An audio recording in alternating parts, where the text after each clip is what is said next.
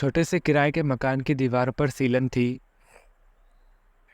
पंखा हिलता तो था लेकिन हवा देने की बजाय आवाज़ करता था।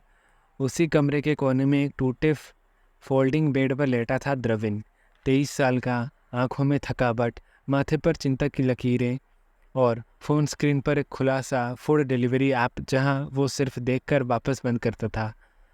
जेब में सिर्फ 37 रुपये थे। द्रविन ने अभी कुछ ही महीने पहले बीकॉम की डिग्री पूरी की थी, लेकिन नौकरी की तलाश में वो बेंगलुरु आ गया, सपनों की जगह हकीकत की मार खाने। पिता की मौत के बाद घर की जिम्मेदारी उस पर आ गई थी। बीमार माँ, 2 छोटे भाई और एक बहन जो 10वीं में पढ़ रही थी। किसी भी हाल में उसे अब घर पे पैसा भेजना था। कुछ समय पहले एक कॉल सेंटर से नाइट शिफ्ट की नौकरी मिली थी, लेकिन वहाँ भी ठगी हुई।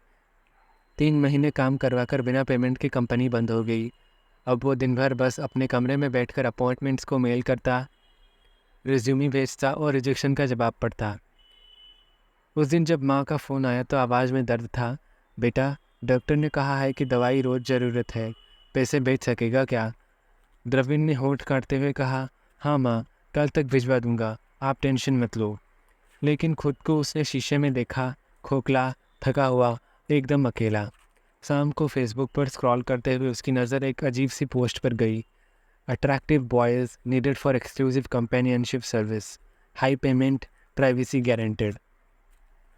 उसने पहले नज़रअंदाज किया, लेकिन जब 2 बार फ्रीलांस साइट पे उसका रिजेक्शन देखा और पेट भूख का एहसास है तहज़ुब हुआ, तो उसने उस पोस्ट को दोबारा पढ़ा। नीचे एक व्हाट्सएप नंबर था। द्रविन ने बहुत देर तक खुद से लड़ाई की, फिर एक लंबा सांस लेकर व्हाट्सएप पर सिर्फ एक लाइन लिखी, hi, I saw your post, what's this about? 2 minute के अंदर जवाब आया, it's about male escort service for men, women और couples. You choose your comfort. We train, we protect, you will earn. Interested? Type yes or no. साथ में एक client का side profile, एक लड़के की फ़ोटो जो गुड लुकिंग था और लिखा था 15,000 फॉर 1 नाइट, 2 आवर्स कंपेनियनशिप। द्रविन की आंखें फटी रह गई। फ़ोन रखते ही उसका मन में भूचाल हो गया। क्या वो ऐसा भी कर सकता है? क्या खुद को बेचना उसकी नियति की खिलाफ नहीं है? क्या घर की ज़रूरतें इतनी बड़ी है कि अब उसका शरीर ही रास्ता बने? वो सारी रात सो नहीं पाया। एक और माँ की तकलीफ़ और घर की जिम्मेदारी, दूसरी ओर आत्मसम्मान और नैतिकता की दीवारें। सुबह आंखें सूजी हुई थी।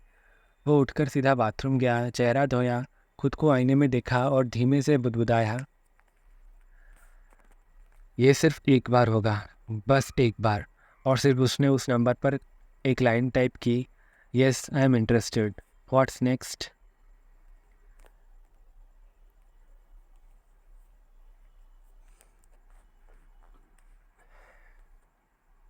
द्रविड़ ने जिस दिन यस लिखा उसी दिन शाम को एक लोकेशन मिली, इंदिरा नगर के एक महंगे कैफ़े में।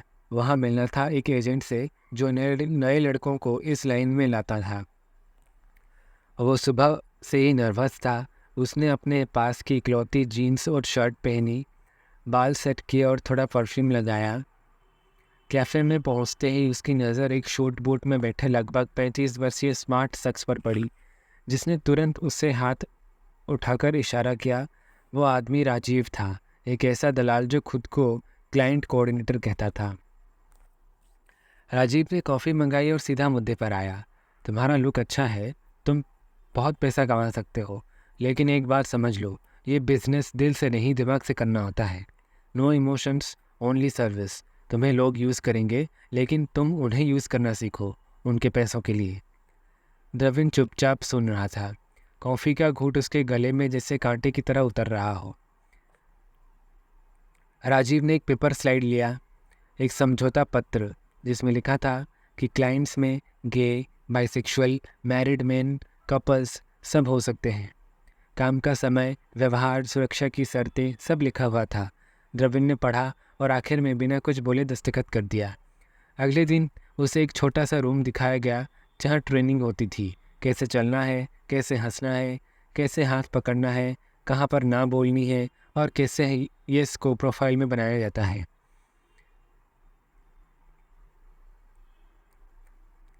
इस दौरान कहानी में एक और भी चेहरा उभरता है, जैसे कि समाज का। सोचिए, यहीं द्रविन अगर मजबूरी में किसी दुकान में मजदूरी करता तो लोग उसके हालात पर तरस खाते। अगर वो अपराध करता, चोरी करता, तो कहते गरीबी ने बिगाड़ दिया। लेकिन अगर वो अपने शरीर को बेचकर अपनी माँ का इलाज करवाना चाहता है तो वहीं समाज उसकी नियति पर सवाल उठाना चाहते हैं। क्यों? क्योंकि समाज सेक्स को सेवा नहीं, पाप मानता है, चाहे वो मजबूरी से किया गया हो या किसी की आज़ादी से। और अगर लड़का गे क्लाइंट को से सेटिस्फाई करता है तो उसकी मर्दानगी पर सवाल खड़े कर दिए जाते हैं। अरे, क्या वो लड़का नहीं रहा? इतना गिर गया कि मर्दों को खुश करता है, कौन बनेगा उसका दूल्हा? लेकिन कोई ये नहीं सोचता कि ये काम उसकी पहली पसंद नहीं थे, ये उसकी मजबूरी थी। और जो समाज आज उसे गंदा कहता है, वही समाज रात को गुपचुप तरीक़ों से इन्हीं सर्विसेज को खरीदता भी है। इन्हीं उलझनों के बीच द्रविन की पहली कॉल आई। Tomorrow 9 PM, 1 client, location UB City Hotel, you will be paid 12,000, be ready। Phone करते ही द्रविन का शरीर कांपने लगा। ये पहली बार था और शायद आखिरी भी, या फिर एक लंबी अधूरी सुरंग की शुरुआत। रात को वो खिड़की के पास बैठा दूर शहर की लाइट्स को देख रहा था और सोच रहा था, अगर मैं ये सब अपने गांव में बताऊं तो लोग क्या कहेंगे? फिर खुद से कहा, पर वो लोग मेरी माँ का इलाज थोड़ी करवाएंगे। रात के 8:30 बज चुके थे। स्थान UB सिटी होटल, बेंगलुरु। द्रविन एक ऑटो में बैठकर होटल 5 स्टार की ओर जा रहा था, जिसकी रोशनी बाहर से ही चौंका देने वाली थी। उसके बदन पर एक हल्का सा परफ्यूम था, बाल जमे हुए और पहनावा एजेंसी द्वारा दिया गया सिल्क शर्ट और ब्लैक ट्राउज़र। हाथ कांप रहे थे और दिल की धड़कनें जैसे कानों के पास सुनाई दे रही हो। होटल के अंदर प्रवेश करते ही पहली बार उसे एहसास हुआ कि अमीर लोग किस किस्म की दुनिया में रहते हैं। इत्र की खुशबू, गूंजती लिफ्ट की आवाज़ें और सामने खड़ी रिसेप्शन जो उसे देखकर मुस्कुरा रहा था। लेकिन अगर जान जाए कि यह लड़का सर्विस प्रोवाइडर है तो शायद घोड़ा से चेहरा फेर ले। कमरे का नंबर 809। वो धीरे धीरे ऊपर गया। दरवाज़ा खुला। सामने एक 40 वर्षीय पुरुष खड़ा था। शानदार कपड़े, हाथ में वाइन का ग्लास और आंखों में एक सुकून भरी उदासी। उसने कहा, हाय, यू मस्ट बी द्रविन, कम इन। द्रविन ने हिचकते हुए अंदर कदम रखा। कमरा बड़ा था, खिड़कियां बंद, लाइट धीमी और एक कोना था जहां गुलाब की पंखुड़ियां बिछाई गई थी। लेकिन माहौल में एक अजीब सी घुटन भी थी। क्लाइंट ने शांति से कहा, relax, I don't need sex directly.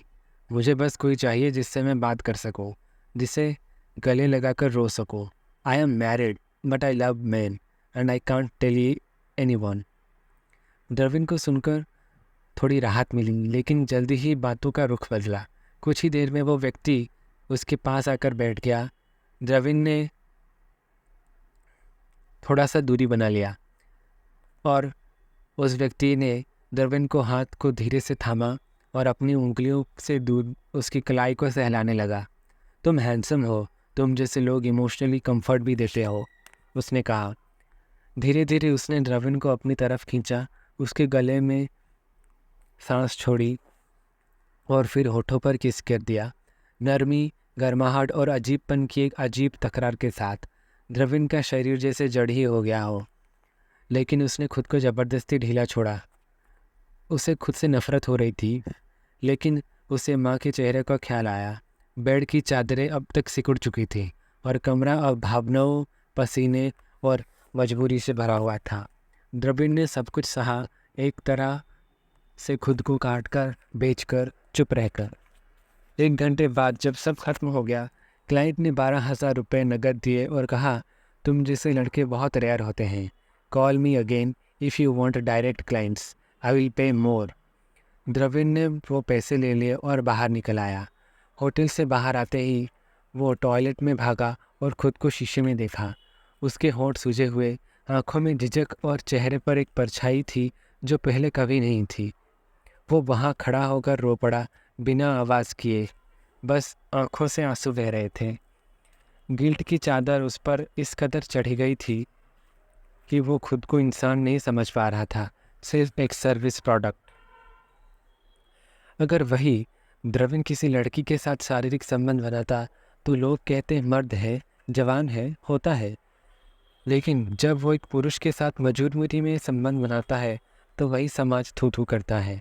लड़का अगर अपनी मर्जी से सेक्स करे तो आशिक कहलाता है, लेकिन अगर मजबूरी में खुद को बेचे तो गंदा, भटका हुआ, बिकाऊ बन जाता है। समाज की यह सोच पुरुषों की मानसिक स्वास्थ्य को नष्ट भी कर देता है, क्योंकि उनके दर्द को कोई गंभीरता से नहीं लेता। द्रविन ने उस रात 12,000 रुपये तो कमाए, लेकिन आत्मा पर एक बोझ और उसके जहन में एक सवाल दर्ज हो गया, मैंने सिर्फ जिस्म दिया या खुद को भी खो दिया। पहली रात के बाद द्रविन की जिंदगी जिससे बदल गई थी, लेकिन किस दिशा में उसका उसे खुद भी अंदाज़ा नहीं था। वो पैसा हाथ में लेकर होटल से बाहर निकला तो उसके पैर लड़खड़ा रहे थे, जैसे किसी ने उसके जिस्म को निचोड़ के उसकी रूह ही निकाली हो। उस रात वो ठीक से सो नहीं पाया। बार बार उसे वो दृश्य याद आ रहा था जब उसने आंखें बंद की थी और खुद को पराया कर दिया था। अगली सुबह एजेंसी से एक और मैसेज आया, 2 bookings in this week. One is a VIP client, double pay, but he is demanding. Are you ready? द्रविन ने कुछ देर तक उस मैसेज को देखा, फिर धीरे से टाइप किया, रेडी। पहला क्लाइंट इस हफ्ते का विनायक राव। विनायक 50 साल का एक लोकल एमएलए था जिसका बाइसेक्सुअल झुकाव था, लेकिन उसने कभी समाज के सामने अपना सच नहीं आने दिया। उसके जैसे लोग शरीर को बस भोग की चीज़ें समझते थे। होटल का कमरा जितना महंगा था, अंदर की हवस उतनी ही सस्ती। वो अंदर गया तो विनायक सोफे पर बैठा सिगरेट पी रहा था। शर्ट उतारो, उसने सीधे से कहा। द्रविन ने कुछ नहीं पूछा, बस चुपचाप अपनी शर्ट निकाल दी। विनायक उसके पास आया, उसके कंधे को दबाचा और फिर इतनी ज़ोर से भींचा कि निशान पड़ गए। उसका व्यवहार हिंसक था। वो द्रविन के बाल खींचता, उसे धक्का देता और बार बार कहता, तुम जैसे लड़की इसी लायक होते हो बिकने के लिए। उस रात न सिर्फ उसका शरीर दुखा बल्कि आत्मा पर खरोंच पड़ी। वो समझ गया कुछ लोग सिर्फ पैसे देकर तुम्हें कबाड़ बना देते हैं। रात खत्म हुई, 20,000 मिले, लेकिन वो रकम जैसे उसकी हड्डियों से निचोड़ कर निकाली गई हो। कुछ दिन बाद दूसरा क्लाइंट था आदित्य भट्ट। आदित्य 29 वर्षीय सॉफ्टवेयर इंजीनियर था, इंट्रोवर्ट और खुद को गेय मानता था, लेकिन आज तक किसी से इजहार नहीं किया था। जब द्रविन उसके पास पहुंचा तो आदित्य कांप रहा था। प्लीज़, मुझे सेक्स नहीं चाहिए, मुझे सिर्फ किसी के सामने रोना है, उसने कहा। वो दोनों बेड पर बैठे और आदित्य ने उसके गाले में मुंह छिपा लिया और बच्चों की तरह रोने लगा। मेरे पापा ने मुझे कहा था कि मैं मर्द नहीं हूँ, जब उन्होंने मेरे फ़ोन में एक लड़के के साथ मेरी चैट देखी थी। मैं किसी को बता नहीं सकता कि मैं कौन हूँ। द्रविन को उस वक्त पहली बार लगा कि वो सिर्फ बॉडी नहीं है, उसकी मौजूदगी किसी के लिए सहारा भी बन सकती है। उस रात कोई जिस्मानी रिश्ता नहीं हुआ, लेकिन वो रात उसकी आत्मा को फिर से थोड़ा सा जिंदा कर दिया। आदित्य ने जाते वक्त हाथ जोड़कर कहा, थैंक यू, तुमने आज मुझे जज नहीं किया। एक तरफ विनायक जैसे लोग, समाज में ऊंचा नाम, पैसे और पावर की ताकत, लेकिन खुद को सच के छुपाने के लिए दूसरों की मजबूरी को कुचल देते हैं। ऐसे लोग कहते हैं पुरुष वेश्यावृत्ति पाप है और फिर गुपचुप उसे खरीदते भी हैं। जहाँ पर दूसरी ओर आदित्य जैसे लोग समाज की बंद सोच से डरे हुए अपनी पहचान को मारते हुए जीते हैं। अगर किसी दिन खुलकर बोल दे कि हम गए हैं तो रिश्तेदार, माता पिता, पड़ोसी सब ताने मारने लगते हैं। ये दोनों ही समाज के दो पहलू, एक शिकारी तो एक शिकार, और उनके बीच पिसता रहता है एक लड़का जो मजबूरी में गिगोलो बना, लेकिन इंसानियत अभी भी जिंदा है उसके अंदर। द्रविन उस रात अकेले छत पर खड़ा था, आसमान देख रहा था। वो सोच रहा था, मैं किसी की दर्द को कम तो कर पाया या फिर खुद को थोड़ा और भी खो दिया।